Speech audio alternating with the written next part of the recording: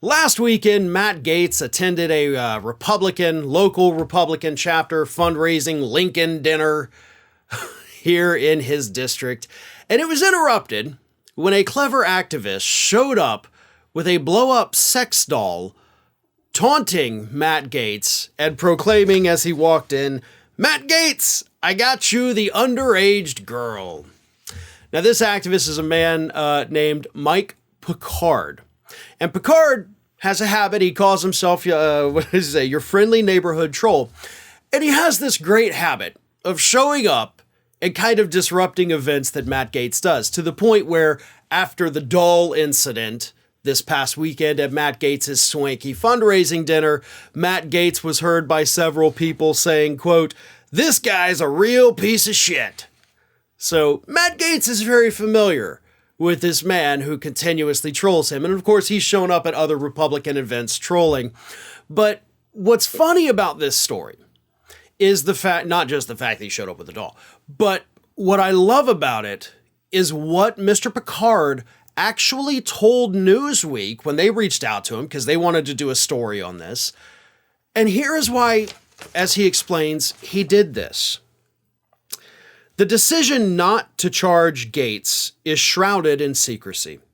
I think it is important to bring awareness to what elected officials do and what they are accused of doing, and to have a conversation about whether it is befitting of their office. Very smart statement, very true statement. The reason Matt Gaetz was not criminally charged by the Department of Justice after a years-long investigation, after all of the other cooperating witnesses said, yes, he did this. They're on the record saying, yes, he did this. And the DOJ just says, no, we're not going to charge. The reason for that has not been made public. We don't know. All we know is that there were some very serious allegations against him, Matt Gaetz. There were some pretty, damning receipts. And then the DOJ, after a couple years, just says, not going to happen. Well, the public needs answers. Hell, even the Republicans in the House of Representatives want answers because the House Ethics Committee just reopened their investigation into this. And this is a good thing that Mr. Picard is bringing attention to. He may have done it in a way that some people may find silly. I find it hilarious personally.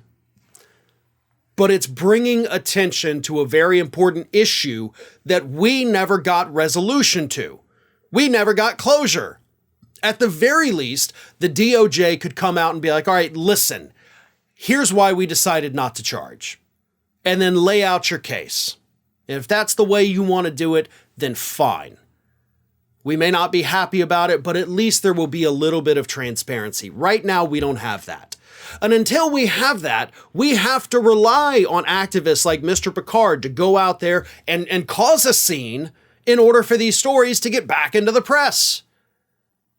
Now, Matt Gaetz was also contacted by Newsweek, by the way, and he decided to take a personal shot at Mr. Picard, and he said, Northwest Floridians naturally have visceral reactions towards weirdos and with atrocious physiognomy.